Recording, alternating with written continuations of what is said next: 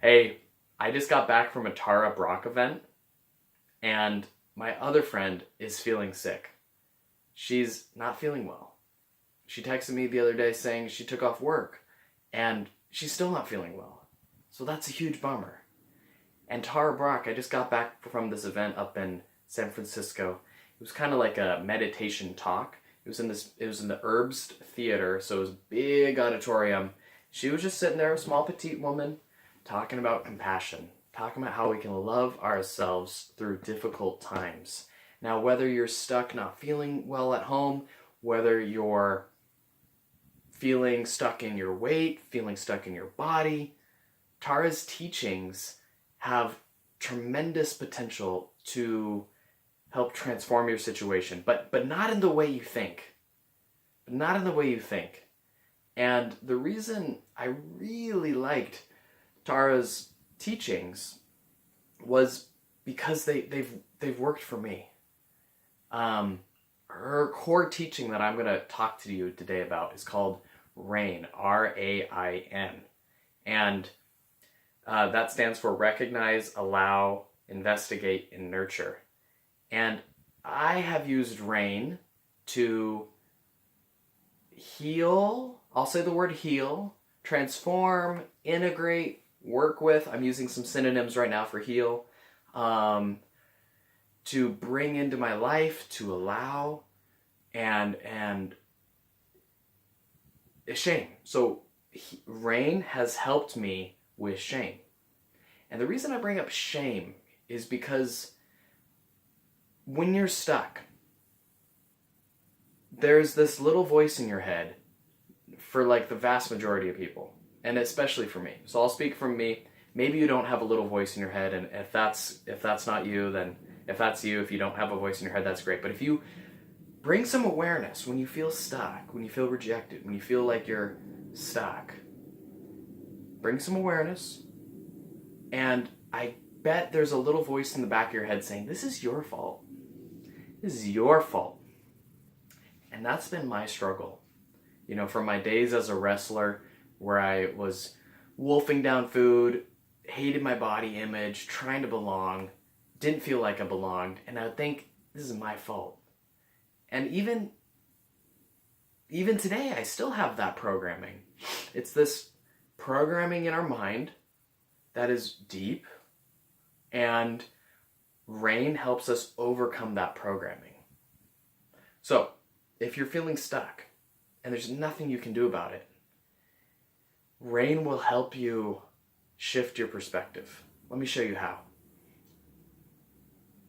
Recognize. When Tara said recognize, I thought this was really insightful, because as she said recognize, she said, you know what, right now, I recognize that I have a little inner voice right now that's standing behind me. She was in front of the whole audience, and she was sitting like this, upright. She said, I really want to be engaged with you guys. I really want to be attuned and listen to you all, but I am aware, I am recognizing there's an inner voice standing behind me saying, you're not doing good enough. And this was really powerful for me to hear, because she'd been working for years. I mean, she got started back in 1970 along with the some of the founders of American Buddhism, people who brought Buddhism over from Thailand. She got started in 1970. She's the author of Radical Acceptance and True Refuge. Pretty famous in some Buddhist meditation circles. And so she'd been meditating, doing retreats, compassion work for decades. And she still has this voice in the back of her head. And so it never goes away. But by working with it, by doing this process of RAIN I'm about to cover, you can heal from it. And without RAIN, without healing, people go into negative spirals. They get caught in that shame cycle. My fault, my fault, my fault. I can't tell you for how many years I was stuck in that cycle. And that cycle, when you're saying it's my fault repeatedly in your head, and by the way, you might not know that you're saying this in your head. It might be like unconscious. But anyways, when you're saying that in your head, you're you feel bad in your body. Like if you feel bad, imagine if you told a kid, it's your fault. Like the kid was crying, right? Say the kid is crying. You go up to that kid and you say, it's your fault. That kid is going to even feel worse. And that's what we do to ourselves. When we feel stuck, we blame ourselves. And that only makes things worse. When we blame ourselves, it hurts us, hurts our soul, and it doesn't make the situation better. It becomes less likely that we're going to heal and grow stronger. So the key to flip this negative cycle is to first recognize your pain. Name it. Say shame, or say, maybe it's guilt. If you're feeling guilty, say guilt. I see you. I see you. I recognize you. And the second step, allow. This is something that's really tough. This is done in your heart. It's where you feel that pain, you feel that shame, you feel that guilt, you feel that shame, and you let it be there. And this is what's so difficult when you're stuck, when you're not feeling well. Because all you want to do is get out of that pain. You want to escape it. And the teachings of yoga, teachings of Buddhism, teachings of intuitive eating, health at every size, we're saying, sit with that pain. Allow it. Breathe with it. Locate it on your body. This is an energetic work.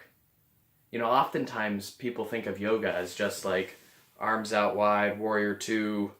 But when you're in warrior two, the intention is that so that you're feeling your body, you're feeling your shoulders. Maybe your shoulder starts to ache, and so you bring your mindful awareness to this shoulder tension, and you allow that pain in your shoulder to be there. And the same thing is when we're feeling stuck. We apply that same mentality. We let that stuck feeling be there.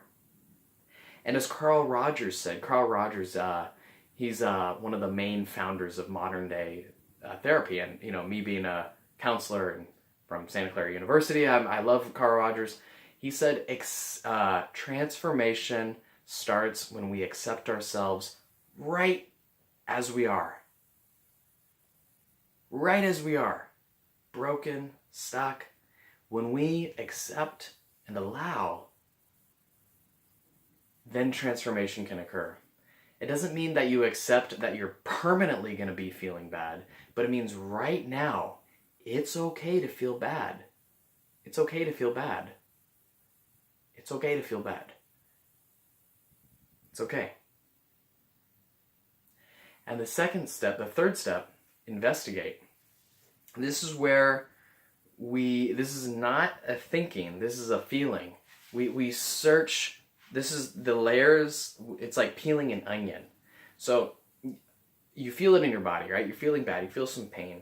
You might locate it in your heart, maybe your throat, maybe your gut somewhere. And you investigate. And usually what happens, for me, it's like peeling an onion. So I'll investigate, I'll feel pain in my heart.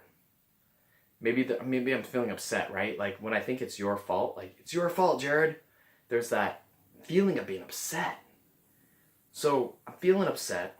I feel my upset feelings in my body somewhere. And then I stay with it. I allow it. And I keep exploring in my body. I investigate those sensations. I ask, what's going on here? And usually under feeling upset, I'll feel some sadness. And then every now and then I'll drift back to thinking it's my fault. But usually when I think it's my fault, it's up here in my head. It's not in my body. So I try to stay what's actually in my body. And then after I feel sad, I might actually feel a little heartbroken. Because I want things to be different, and they're not, and I'm stuck, and it sucks. I'll feel heartbroken. And that is powerful. When we can dip into the energy of feeling heartbroken, then we can transform. Tara gave an analogy.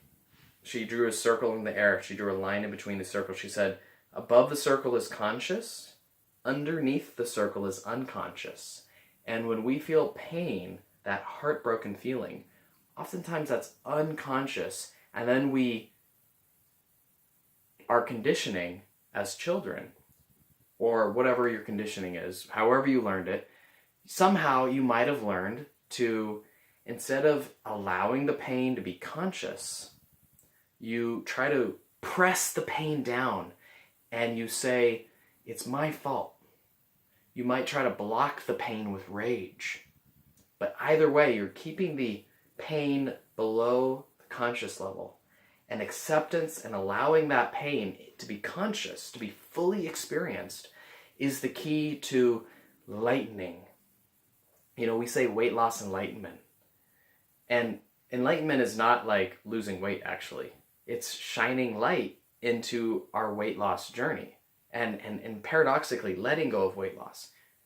So when we shine light into weight loss, we're really experiencing all these emotions that weight loss we're trying to solve.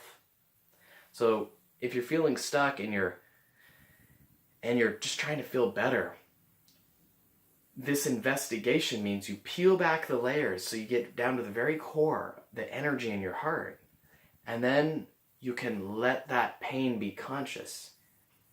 Now, you don't want to spend too much time in pain, right? Like back in my monk days, right? I lived as a monk for 13 months. I would cross my legs and sit full lotus, and my legs would be so painful. But I had that idea that I had to feel pain. I had to overcome pain. And, you know, that was back in my early days when I was searching for quote unquote enlightenment, like the real enlightenment. But just like in weight loss enlightenment, the enlightenment is to let go of weight loss. The enlightenment I had was to let go of enlightenment and be comfortable. And that brings me to the fourth letter, R-A-I-N, nurture. So be comfortable. Take care of yourself. The biggest thing that I have seen in kind of my experience of helping people is this concept of an emotional need, a valid emotional need. And for example, a valid emotional need, let's just say loneliness. You're feeling lonely. You have a valid emotional need for companionship. Another one is respect. You have a valid need for emotional respect.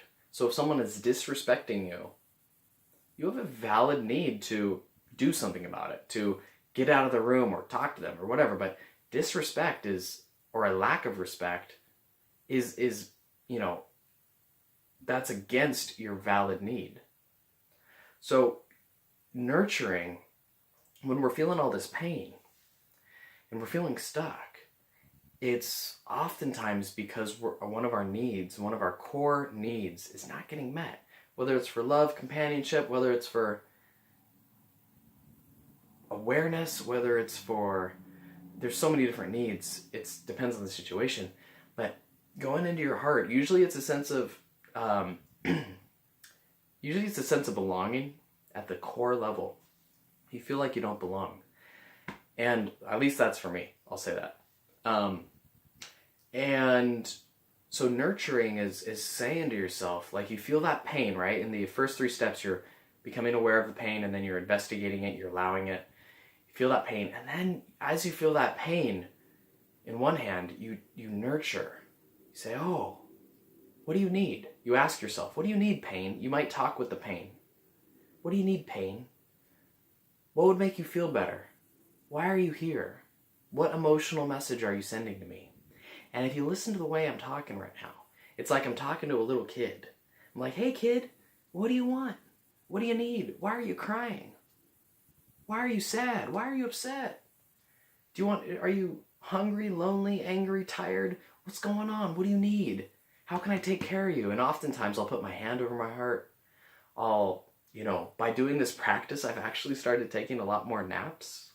Sounds weird, but like, I'll notice that I get really tired and lonely, and I just need to like put my hand on my heart and lay down for a half hour.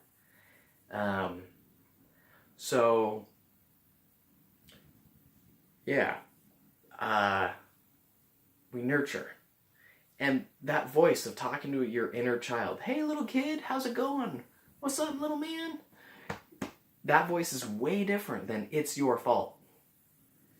That's how rain transforms us. It's like rain, when we're saying it's your fault. So let's say you're feeling stuck. Let's say you're sick. And you're feeling terrible. And in the back of your mind, your conditioning, your ego or whatever is saying to you, subconsciously or consciously, it's saying to you, it's your fault. It is your fault. You're weak. You need to do better. It's your fault. When your voice is saying that in the back of the head, you're feeling even more pain. It's like you're in a landscape and you're just searching for water, but that voice is just giving you sand. You're in pain, and that voice is saying, it's your fault you're in pain. Well, guess what? That doesn't help. You're still in pain. And so this rain transformation is like allowing the water from within to bubble up, and instead of just getting sand, now you can actually start planting some seeds. And these seeds, these emotional seeds, grow.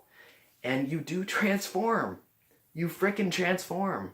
I've gone from like binge eating, the lowest self-esteem, incredibly default sense of rejection, incredibly low confidence, to stepping into my body, to being confident, and to liking who I am. And I still struggle. Don't get me wrong. And now we're even growing an intuitive eating community in the South Bay. Like we're doing a dinner where 8 people are gonna come. And we're gonna sit together and eat intuitively and mindfully. And it's beautiful. And there's a book study group. I'll put the link down below. The book study group is where we meet online every 2 weeks, and there's a little texting channel, and we just get online and we talk about our struggles with food and how we can relate compassionately to the food. Last meeting, I was so happy because I've come such a ways, and I was able to help some people. They just were confused about some aspects of food. I was able to meet them online, and we talked, and it was great. It was so good. So that link is down below. I invite you to try that out. It's great. So especially if you just need a little bit of accountability, a little bit of support along your journey, I invite you to try that out. And this stuff works. You know, more and more research is being done to show that compassion, treating ourselves with compassion instead of fault finding, is actually the best way to grow, to transform, to love others. We might think that fault finding, that this sense of improvement, like, oh, if I improve the way I do things next time, then I'll get better, then my life will get better, and then I'll feel better. We're realizing that compassion is a more effective strategy. Because oftentimes, when we fault find, when we try to improve, we end up shooting ourselves in the foot. We end up saying, it's your fault. And when it's our fault, then we feel bad. And if we feel bad, we don't grow. Oftentimes. It's when we can feel bad, that pain, and meet that pain with our soul's compassion. That way we can grow. And that's how we get lighter. That's how we become a being of light. How we, not only feel lighter, but how we see light instead of seeing darkness. That's how we transform our body and mind. It's by that deep inner work. So that's my advice. That's Tara's advice. Maybe it's not her advice. I'm just paraphrasing and putting it into my own words. But yeah. So with that being said, how do I want to end this? I don't want to say be well. I want to say respect yourself by giving yourself time and space and feeling safe. So find a nice, safe, quiet spot where you can be still for just a little bit and recognize any sort of pain, feel it in your body, allow it to be there. Investigate the layers. Go deep down into your feeling of grief. Allow that. And then nurture yourself. See what that grief is saying. What does that grief need? And can you nurture yourself? Can you take care of yourself? Can you take care of yourself from that center? Wish you the best. Peace.